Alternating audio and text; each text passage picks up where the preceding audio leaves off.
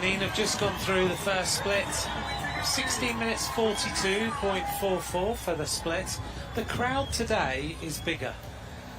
Yeah, I mean, the people have been out since, I think, 9 o'clock this morning. They've just been banging on the barricades, cheering all the riders on the route on the course. And I mean, the locals, they're so into it, passionate about this event and cycling. When you're, if you put the television on here, it's on all the time. Yeah, it's just amazing how cycling, I guess it's just one of the, I wouldn't say that they're mainstream sports, but it is. It's becoming that way. It's becoming that way, yeah. Here's our next squad we've been looking at, the Rwandan team. I'm glad they're back in these jerseys, because when we were out on the course earlier on today, the Rwandan team was wearing a completely different jersey. And I thought, okay, we're now going to have to spot a different jersey in the peloton over the road races. But thankfully they've gone back to their normal kit, because the other jersey was lovely, but would have been harder to spot. Oh, Uganda have flown up this climb. They've gone through the fastest time, 14 minutes 14.01 for Uganda. The average speed there was pretty high. Yeah, 37.5 kilometres per hour for the lap of the men. Uganda, so well, not for the lap, sorry, the first split there at 8.9 kilometres. They do look real good, don't they? But that's a real drag, isn't it, up to there? So yeah. 37k an hour is rapid, because they're now going to start to fly downhill, and they'll really pick up the tempo all the way back to Kigali now. So they're looking good, nice and relaxed. 46k an hour for this squad. This Rwanda team, you can see the way they're riding. It's quite an unusual formation. That middle rider is always sitting to the right-hand side, and the other rider is sitting to the left-hand side at the back. Yeah, I think when we get to the last wave of riders and the more experienced riders, we won't see that. We'll see them in a dead straight line. But if you're a little bit nervous about clipping the wheel, getting a little bit too close, they sit a little bit to the side, which gives them an aerodynamic disadvantage, of course, but safety first. This is the Kigali Genocide Memorial. We were going to try and go here this morning, but the whole training situation meant that we didn't, because there was so much going on around the hotel. But also, you had to get a motorbike taxi to get there. Yeah, the closed roads have caused a little bit of chaos. I mean, the locals are happy with it. They know their way around and all that kind of thing, but it is a difficult... there's just so many people and so many things going on in different areas. You've got the fan zone there, and you've got the concert going on over there, and the VIP area, and there's so many things going on all the time. So, yeah, sometimes to get to one place that's very close can take a very long time. Yeah, and I don't fancy 8 kilometres on a motorbike taxi, because everyone was telling me it was really safe. And I'm sure it is, but I'm not so sure that I want to be on the back of one. As the team go down the other side of the road, just going past us on the right-hand side as we were looking. The Rwandan team still working well. The time to beat is obviously that team of Uganda, 14 minutes and 14. So many of the kids are out as well today to cheer everybody on. They don't stand by the barriers, do they? Because they're not, I don't think they're allowed to stand by the barriers. So they cheer on from sort of a distance, as we just see Rwanda about to lose a rider. Yeah, that's not good for Rwanda, because they were the most well-drilled team when they went off the start line, but now they're down to 2, and you can see the second rider struggling as well, just with balance and coordination, which comes down to fatigue. That they may have just all gone out a little bit too hard, but they have to be careful now. It's going to be a real hard second part of the race, but they haven't even gone through the first time check yet. But they could have done with keeping their riders together for this descent. Even here, though, the Benin team is struggling a little bit on this descent to keep 2 riders together, which is what you have to do. They're not as you mentioned, you'll see the later teams right in on the wheel. No gaps between them. They'll do everything they can to stay as close as possible. Here's the arrival of our next team at the intermediate. This is Ethiopia. They're going well, actually. The team of Uganda was 14-14, and Ethiopia go into the leads. Very interesting. So they may not look very well drilled in terms of aerodynamic position and equipment and things like that, but they've got the power, they've got the brute power, should I say, and they are absolutely flying. So they've gone through with the fastest time in front of Uganda and Benin, and their average speed at the first time check at 8.9 kilometres was 38.2 kilometres per hour. It's pretty rapid, isn't it? Significantly faster than Uganda. The Benin team, the women, are getting ready. Their last warm-ups. They've got to be on the stage ready for the end of this time trial of their rest of their team. Those last moments of just getting the F out. What sort of warm-up will these teams be doing here? How long?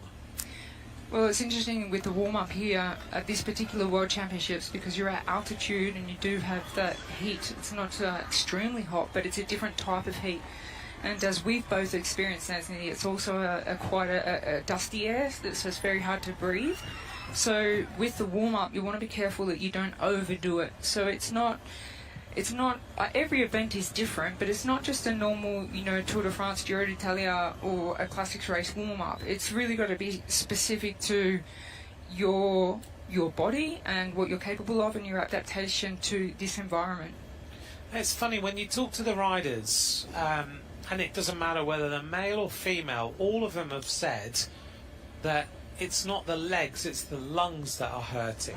Yes, that's right. They're at altitude. They've got a little bit of that, dusty air, and it's just burning. I've felt it myself this morning, actually, out on the course. It's, it is very difficult to get the air in. So I think the altitude and air has been very underestimated by the riders, and a lot of riders are really struggling. The Chinese team. We go back here to Benin. This is the intermediate split number 2. Benin go through in 24 minutes 10.65. Since they lost their rider, they look like they're now much more cohesive as a unit, spinning along well, and it looks like they're starting to produce some good speed on the way back down to Kigali. Still the fastest team at the first intermediate split is Ethiopia. It's fun here. You can see the riders as one team goes up, the next team comes down the other side. They're able to see them on the other side of the road and keep an eye on everything that's going on. Little conversation here between the Rwandan squad, obviously just trying to keep each other together. Is there much talking in a team time trial, or is it just not really possible? I think when we go off for the favourites in the last wave of riders, we won't see any communication between the riders unless it's a body communication, so body language communication. However, it's really important. Obviously, we have a rider here from Rwanda really struggling, which means the rider on front needs to be aware. He needs to look around, he needs to know and keep him with him, because the time is taken off the second rider that crosses the line, and then their 3 women will go out for the last part of the relay. He's really hurting right now, making his way towards the top. Just got to hang on for as long as possible. These long drags really do burn. I fear for this rider when we get to the cobbles. This is going to hurt, and hurt a lot. Yeah.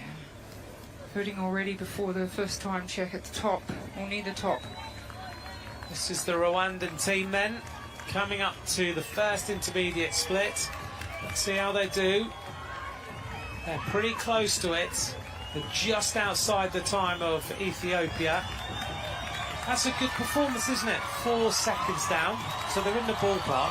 Yeah, that'll be a little bit motivating for them. If they could cross the line and get themselves into a hot seat, that would be a wonderful experience for Rwanda. But as you say, 4.5 seconds down at the first time check. It's not a lot. Now they start the descent. There's a little bit of water on this lens. I hope there's no rain out there, because if it rains on these roads, can you imagine what it's going to be like? I wouldn't want to be having my bike on an angle on those white lines, I can tell you that. After this morning, it was completely dry, no wind, super fast descents, and super, super dangerous or technical corners. So if it rains, yeah, it's going to be difficult. Benin onto the cobbles. for the first time. Benin being our first team to start today. They're down to 2 riders. Does it make a difference when you're going uphill like this to try and share the pace making, or is it better for one rider to do the majority of the pace making? I think it depends on the individual rider, but with this particular team, there'll be one rider that climbs stronger than the other and says, okay, I'll take the lead for the climbs, and it's just motivating to have a wheel to chase rather than just trying to struggle through a really hard cobbled climb without anyone in front of you. So looks like he's got a little bit of power now and says, hey, I can, you know, this is deceiving here because you come around this corner to the right and it just keeps going up. You think you're at the top and then you think that's the top, but it goes left again and it still keeps going up. It's a really, really tough climb. And when you were out this morning, did you notice the majority of riders sitting in the saddle or getting out the saddle? How were they mainly riding it? As we see this rider really starting to suffer, a little bit of a shout to remind his teammates. Yeah, big trouble there. And he did yell out, he did call out and say, yep, wait up. So he's giving him the attention. We both need to get across that finish line so we can send our 3 women off for the final lap. 2 kilometres of pace. Sorry, yes, were they sitting in the saddle or were they getting out of the saddle? Yes, Anthony, definitely sitting in the saddle. Even the riders that were flying past at a super high pace, doing a really hard effort on the cobbles, they're all sitting in the saddle. So obviously they want to keep traction, keep some weight in the saddle and keep as much traction and surface area of the tyre on the cobbles so they can propel themselves forward. So a lot of the riders, I didn't see anyone out of the saddle, to be honest, on the cobble section. Okay. And big wide tyres on most bikes? Yeah, newish, should I say, trend to cycling. Yeah. The more surface area of the tyre that makes contact with the road, the more you can propel yourself forward, obviously, with the power. So, yeah, as I said, it'll just be a really, really tricky thing for the athletes and their mechanics to decide what tyre pressures they run on a course that has smooth roads, super smooth roads, and then a very, very hard cobbled climb. They seem to have got themselves together here. They've not got long to go. They're inside the final 2 kilometres to set the standard for everyone else to beat. Here's the People's Republic of China coming up to that first split. This looks like a fast performance by these riders. Ethiopia top of the leaderboard, 13:58.48.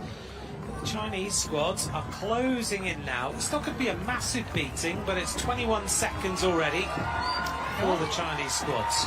I think at the half-time check, in this wave of riders, that's quite a significant 21 seconds for the Chinese. I think it's impressive but unexpected. Not for me. As I said before, I'm aware of this little secret hub of developing cyclists that they have there in China, and there's a lot of talent there, and I think a lot of effort's gone into preparation for this team time trial to gain them UCI points so they can represent more people at the World Championships.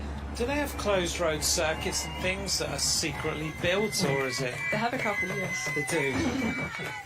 A little bit like the non-secret ones in Dubai and Abu Dhabi. Well, they're not that long as they are in 80-kilometre desert cycling circuit, and very public and very used. The one in Dubai, however, this is more for a very enclosed secret circle of developing cyclists. You're lucky to have been able to go and see that. Yeah, so it really blew me away, actually. Just, the technology, the science, the dedication and commitment from the athletes and the level of their performance just really, really blew me away. Wow. It's always like that for me when I go to the UAE, the way that they have all their things set up, and you're lucky enough to be there a lot and know what the advances they've made in their progression of cycling. Whoops, this is the arrival then of the next team, the team of Uganda. They're going to catch the team of Benin, coming flying their way up this hill. They look good, don't they?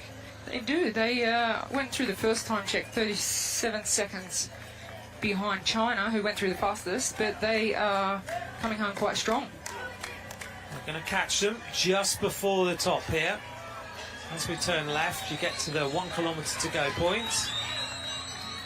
So they're almost on the wheel now. There's the red kite, the universal symbol of cycling to say we've got 1,000 metres to go.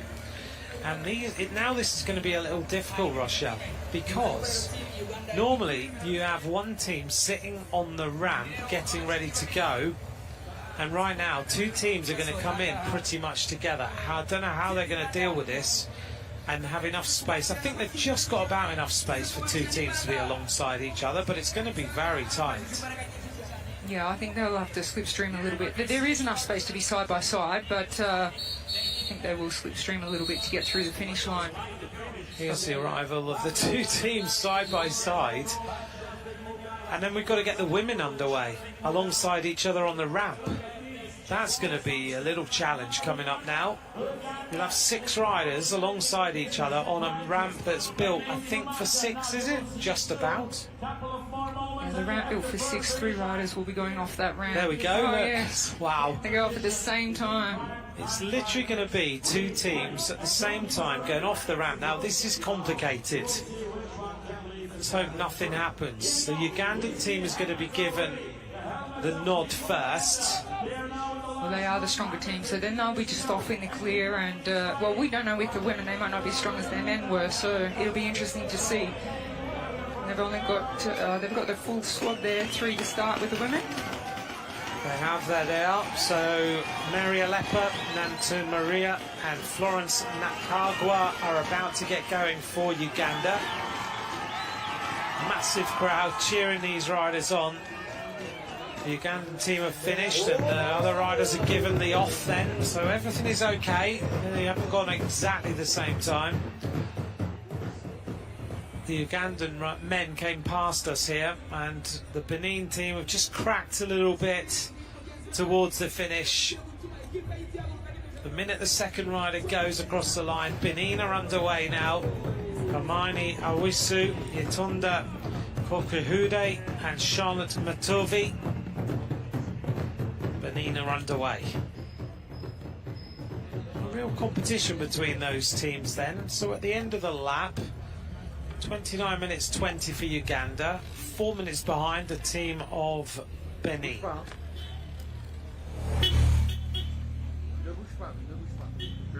Just past us up here on the left-hand side is all those huts, all the places for all the teams to be, isn't it? Just up on our left-hand side. Yeah, so the team's protocol when they finish the line, if they have finished in the top 3, it's all very chaotic because they have to do a flash interview, then they go into their tent to wash down, and they'll have a soigneur or masseur who cleans their face and gives them change of clothes and everything, and then they rush off to the podium, they do podium, and then they have to go to the mix zone where they have their national TV interviews, then they have to go to doping control.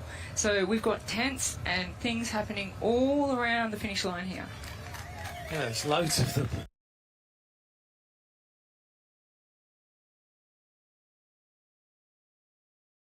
Wherever I look, there's tents. So much infrastructure to our World Championship. I have to say, the way that this is organised has been superb. We're very lucky. Our hotel is a walk to where we're commentating. Across is the restaurant, but you come out, you're right on the circuit, you get to see all the riders.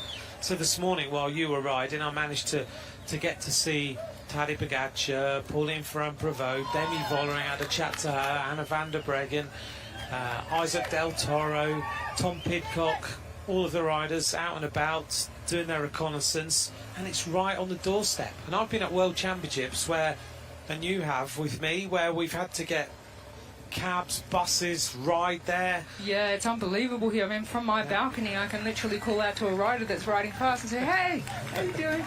You know, it's everything is the organisation has been very, very well done. I would say, I mean, from a perspective of a rider as well as all the staff. That it's one of the best.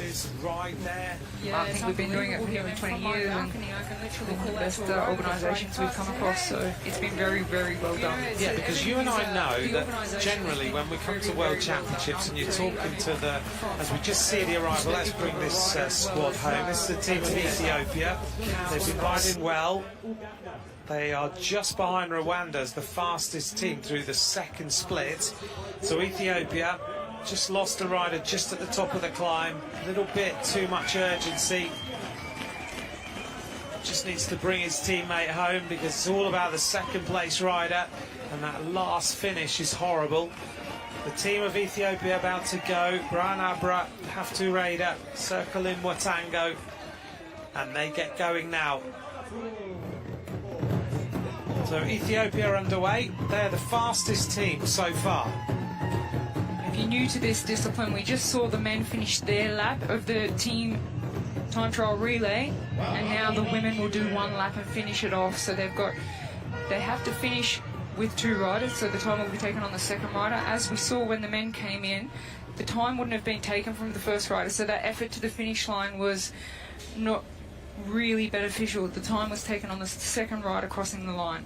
Really important that you keep driving all the way to the finish. And be very aware of your teammates behind you if you need to get that second rider across the line. So that's